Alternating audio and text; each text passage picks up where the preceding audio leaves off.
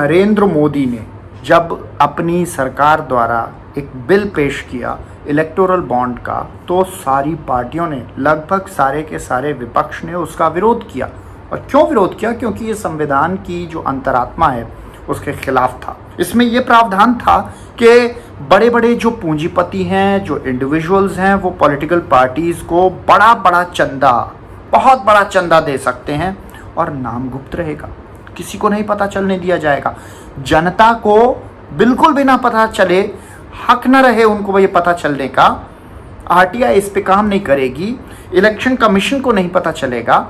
तो ये जो चीज़ें हैं ये बड़ी ही अपारदर्शी रखी गई और इस वजह से जनता को इस हक से वंचित किया गया कि पॉलिटिकल पार्टीज को कौन चंदा दे रहा है ये नहीं पता चलेगा। बहुत सी ऐसी कंपनियां जो लगातार घाटे में चल रही थी या बहुत थोड़ा प्रॉफिट कमा रही थी, 20 करोड़ कमा रहे हैं, 200 करोड़ चंदा दे रहे हैं।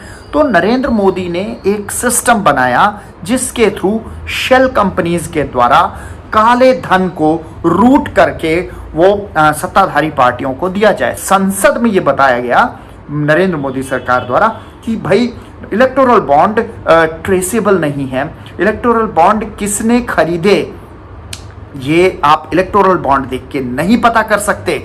ये देश को बताया नरेंद्र मोदी की सरकार ने, लेकिन ये झूठ था, ये एक सफेद झूठ था।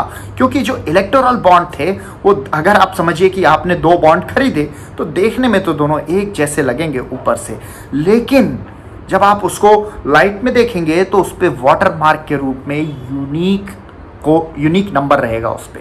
यानी कि 2 जो बॉन्ड्स हैं वो दोनों अलग अलग रहेंगे, उस पर नंबर रहेगा, उस नंबर के द्वारा ट्रेस किया जा सकता है कि किसने खरीदा था। तो ये जानकारी सिर्फ नरेंद्र मोदी सरकार को थी, विपक्ष को ये जानकारी नहीं थी। तो भोला भाला विपक्ष इसमें फंस रहा था। इसके लेयर्स उतारे जाएंगी तो समझ में आएगा कि जो पीएम केयर फंड था वो इससे भी बड़ा घोटाला था। बेसिकली नरेंद्र मोदी की जो मेंटालिटी है वो यही है कि पैसे से सब कुछ खरीदा जा सकता है, आप पैसा किसी का रोक लो वो मर जाएगा। नरेंद्र मोदी झूठ बोलते हुए फिर से रंगे हाथ पकड़ गए। कितनी बेशर्मी से झूठ बोल रहे हैं कि हमने ट्रांसपेरेंट किया तभी तो लोगों को पता है। गुरु, झूठ थोड़ा कम बोला करो यार, हिपोक्रेसी की भी सीमा होती है। आप देख रहे हैं देश लाइव, देश की आवाज। दोस्तों, नरेंद्र मोदी ने जब अपनी सरकार द्वारा एक बिल पेश किया इलेक्टोरल बॉन्ड का, तो सारी पार्टियों ने, लगभग सारे के सारे विपक्ष ने उसका विरोध किया। और क्यों विरोध किया? क्योंकि ये संविधान की जो अंतरात्मा है उसके खिलाफ था। ये सुनिश्चित करता था कि जो चंदा है पॉलिटिकल पार्टीज का वो पूरी तरह से अपारदर्शी हो जाए। इसमें यह प्रावधान था कि बड़े बड़े जो पूंजीपति हैं, जो इंडिविजुअल्स हैं, वो पॉलिटिकल पार्टीज को बड़ा बड़ा चंदा, बहुत बड़ा चंदा दे सकते हैं और नाम गुप्त रहेगा, किसी को नहीं पता चलने दिया जाएगा। जनता को बिल्कुल भी ना पता चले, हक न रहे उनको ये पता चलने का। आरटीआई इस पे काम नहीं करेगी, इलेक्शन कमीशन को नहीं पता चलेगा। तो ये जो चीज़ें हैं ये बड़ी ही अपारदर्शी रखी गई और इस वजह से जनता को इस हक से वंचित किया गया कि पॉलिटिकल पार्टीज को कौन चंदा दे रहा है ये नहीं पता चलेगा। और इसका फ़ायदा किसको होगा, ये ऐसे क्यों बनाया गया? दरअसल इसके पीछे एक बड़े ही शातिर बुद्धि ने काम किया। 2013 में जो कंपनीज एक्ट बना था उसमें भी अमेंडमेंट किया गया। उसमें ये प्रावधान था कि जो कंपनीज हैं वो अपने पिछले 3 साल की जो एवरेज उनकी नेट प्रॉफिट है ये उसके 7.5% से ज़्यादा पॉलिटिकल पार्टीज को चंदा नहीं दे सकती। भाई लॉजिकल है, इट्स बट लॉजिकल। कंपनी अगर प्रॉफिट कमा रही होगी, जो एवरेज प्रॉफिट होगा उसका एक 7.5% पूरी अपनी जिंदगी तो थोड़ी न्यौछावर कर देंगे, सारी एसेट्स, सारा प्रॉफिट थोड़े न्यौछावर कर देंगे। एक हिस्सा वो पॉलिटिकल पार्टीज को, अगर आप समझते हैं कि डेमोक्रेसी में आपको योगदान देना है एज अ कॉर्पोरेट, तो आप दे सकते हैं। लेकिन अगर उससे ज़्यादा आप वो सीलिंग तोड़ कर अगर देते हैं दान, तो इसका मतलब ज़रूर कुछ दाल में काला है। भैया ये कॉर्पोरेट इस पार्टी को इतना ज़्यादा चंदा क्यों दे रहा है, इसलिए ये सीलिंग लगाई गई थी। नरेंद्र मोदी ने इस सीलिंग को भी हटा दिया, यानी कि आपका प्रॉफिट कितना हो रहा है और आप चंदा कितना दे रहे हैं, इसमें आपस में कोई कोरिलेशन ज़रूरी नहीं रह गया। और नतीजन क्या हुआ? नतीजन ये हुआ कि बहुत सी ऐसी कंपनियां जो लगातार घाटे में चल रही थी या बहुत थोड़ा प्रॉफिट कमा रही थी, 20 करोड़ कमा रहे हैं, 200 करोड़ चंदा दे रहे हैं। तो नरेंद्र मोदी ने एक सिस्टम बनाया जिसके थ्रू शेल कंपनीज के द्वारा काले धन को रूट करके वो सत्ताधारी पार्टियों को दिया जाए। सत्ताधारी पार्टी ऑब्वियसली क्योंकि ये कंट्रोल जो होगा, इलेक्टोरल बॉन्ड का जो मैकेनिज्म है वो सत्ताधारी पार्टी केंद्र की, वो इसमें उसका अपर हैंड रहेगा, क्योंकि जो केंद्र में सत्ताधारी पार्टी है उसको तो इलेक्टोरल बॉन्ड के डिटेल्स सारे पता रहेंगे एसबीआई के थ्रू। उसको तो पता रहेगा कि किस कंपनी ने, किस इंडिविजुअल ने, किस पार्टी को कब कब कितना कितना चंदा दिया है। लेकिन अन्य पार्टियों को सत्ताधारी पार्टी के बारे में नहीं पता चल पाएगा, क्योंकि इलेक्टोरल बॉन्ड तथाकथित गुप्त चीज है और पब्लिक को तो बिल्कुल भी नहीं पता चल पाएगा।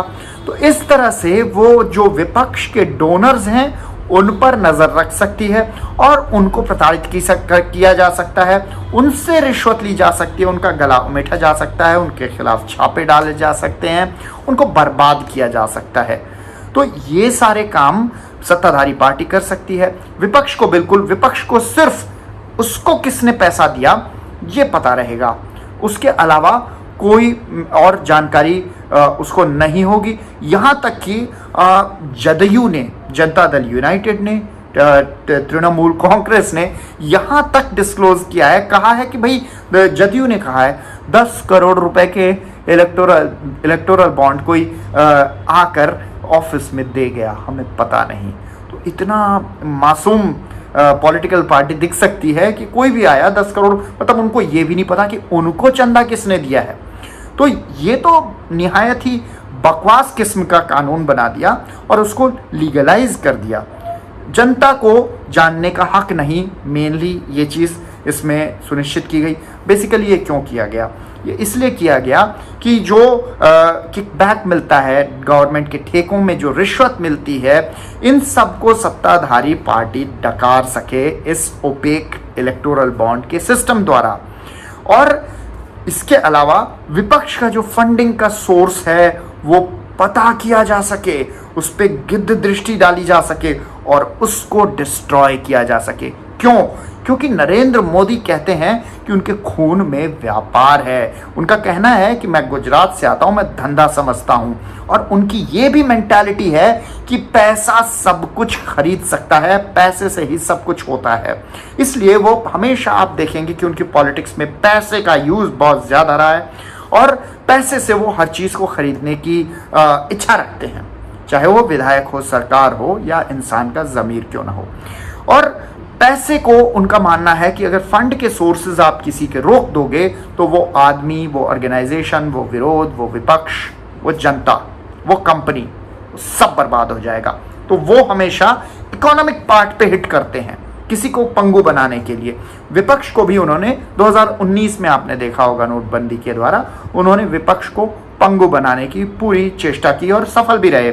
और इस बार भी उन्होंने यही किया है। आम आदमी पार्टी के खिलाफ जो तथाकथित घोटाले रचकर उन्होंने डोनर्स को डरा दिया कि भाई अगर आप कुछ भी दोगे तो आप पे ये नाम आ जाएगा और पीएमएलए वीएमएल पड़ जाएगा और आप उसमें फंस जाओगे, तो लोग दूर रहें।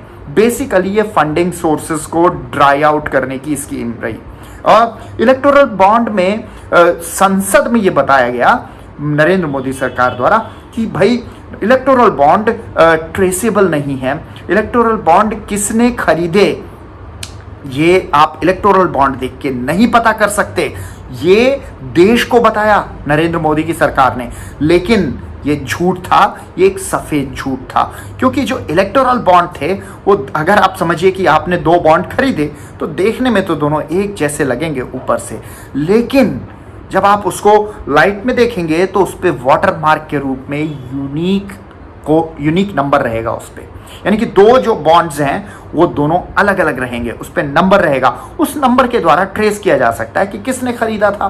तो ये जानकारी सिर्फ नरेंद्र मोदी सरकार को थी, विपक्ष को ये जानकारी नहीं थी। तो भोला भाला विपक्ष इसमें फंस रहा था। और नरेंद्र मोदी की सरकार क्या कर रही थी? नरेंद्र मोदी की सरकार ने ये जो 7.5% की सीलिंग थी वो हटाकर कंपनियों को, जो घाटे में कंपनियां चल रही हैं, 20 करोड़ की कमाई नहीं हो रही है, 200 करोड़ रुपए चंदा दे रहे हैं, घाटे में जा रहे हैं, घाटे में जा रहे हैं और सैकड़ों करोड़ रुपए चंदा दे रहे हैं। ये नरेंद्र मोदी की सरकार ने सुनिश्चित करवाया। यहां तक कि आप समझिए कि एक पार्टी नरेंद्र मोदी की पार्टी से एक गठबंधन में आती है, सिक्किम क्रांति मोर्चा, छोटा सा स्टेट है, छोटी सी पार्टी है, लेकिन जब वो जुड़ती है नरेंद्र मोदी की पार्टी के साथ में तो सारा पैसा उसके बहुत सारा पैसा सिक्किम क्रांति मोर्चा के नाम पे डाला जाने लगा।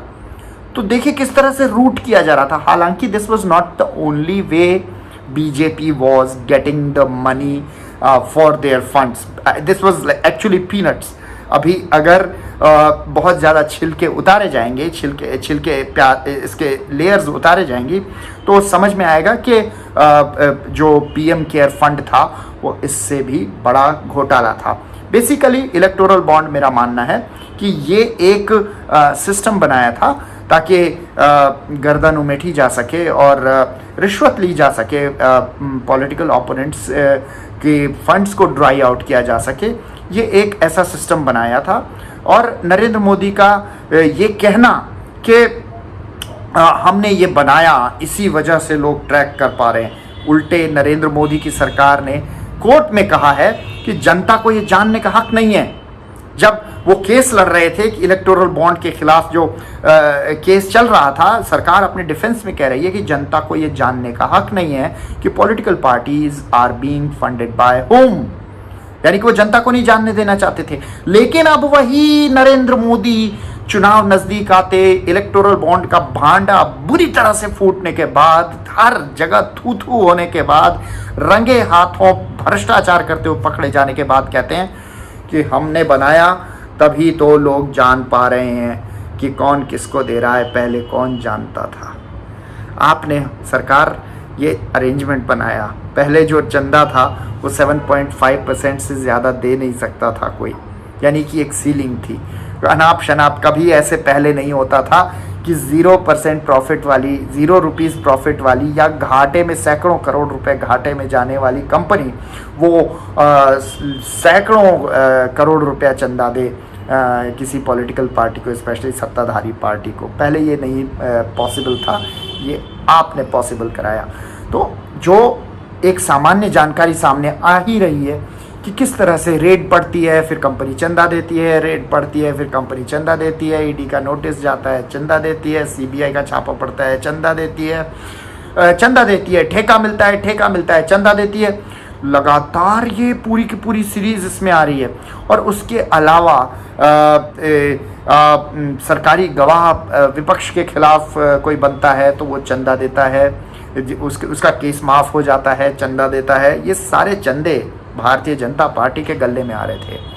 तो एक तरह से इस तरह का सिस्टम, षड्यंत्रकारी सिस्टम इलेक्टोरल बॉन्ड का बनाया था नरेंद्र मोदी ने, ये देश को पता चले और ये पता चले कि नरेंद्र मोदी ने किस तरह से आर्थिक रूप से भारत को इतना बड़ा नुकसान पहुंचाया है। ये इलेक्टोरल बॉन्ड की मात्र बात नहीं है, ये पूरे के पूरे लोकतंत्र को ध्वस्त करने का षड्यंत्र है। किस तरह से विपक्ष को ड्राई आउट कर दिया जाए इलेक्शन के टाइम में। अभी भी देखिए बदमाशी उनकी, कांग्रेस की खाता फ्रीज कर रहे थे।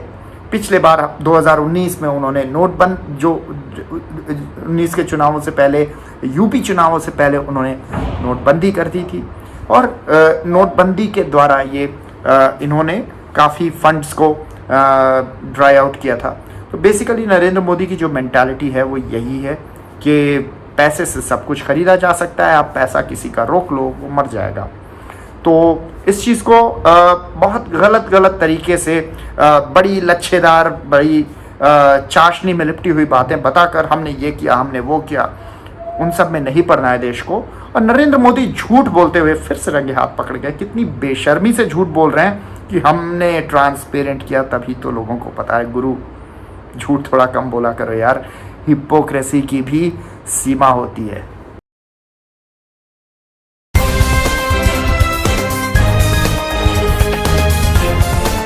देश और दुनिया की तमाम छोटी और बड़ी खबरों के लिए हमारे चैनल को सब्सक्राइब करना न भूलें और बेल का बटन जरूर दबाएं।